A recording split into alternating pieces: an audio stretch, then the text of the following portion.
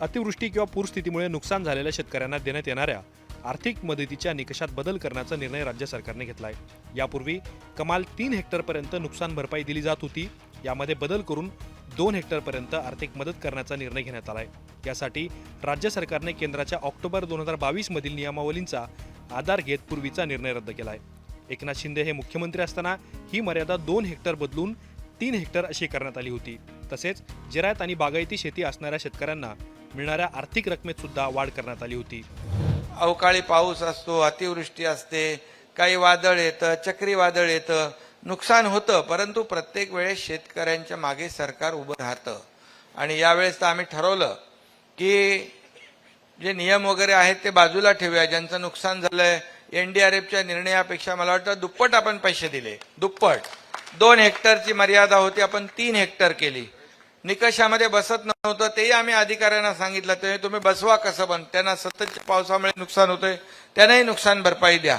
गोगलगाईने मला वाटतं ते आपण 4000 कोटी रुपये जे नुकसान भरपाई देण्याचं ठरलं, पण 755 कोटी आणखी वाढले त्याच्यामध्ये की सततच्या पावसामुळे गोगलगाईच्या याच्यामुळे झालं होतं नुकसान, तेही आपण भरून द्यायचं ठरवलं। खरीप हंगाम सुरू होण्यापूर्वीच अतिवृष्टी आणि पूरस्थितीमुळे शेतकऱ्यांचं मोठं नुकसान झालंय। अशातच मदतीचे निकष बदलण्यात आल्याने याचा लाखो शेतकऱ्यांना फटका बसण्याची शक्यता आहे। सरकार अनेक योजना बंद करून काही खात्यांचे निधी कमी करून ते पैसे लाडकी बहीण योजनेसाठी वापरत असल्याचा आरोप विरोधकांकडून केला जातोय। परंतु आता शेतकऱ्यांच्या मदतीचे निकष बदलण्यात आल्याने यावरूनही महाराष्ट्रामध्ये नवा राजकीय वाद पेटण्याची शक्यता आहे।